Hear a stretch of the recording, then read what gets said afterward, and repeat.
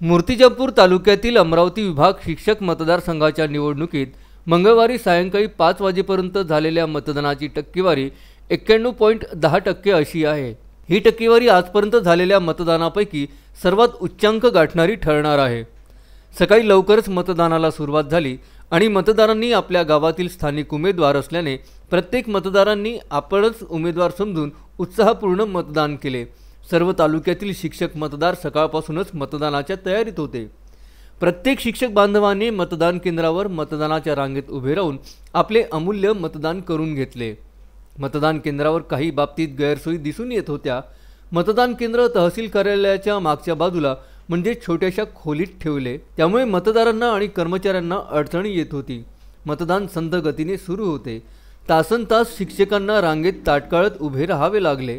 पिण्याच्या पाण्याची व्यवस्था केली नव्हती।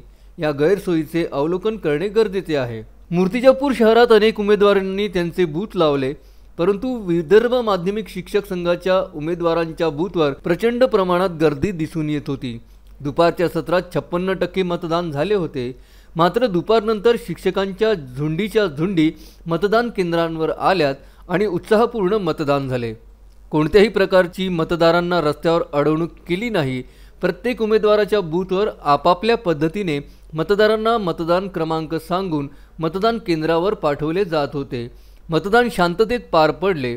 वातावरण अगदी खेळीमेळीच्या वातावरणात निवडणूक पार पडली। बाळासाहेब गणोरकर, विदर्भ न्यूज, मूर्तिजापूर।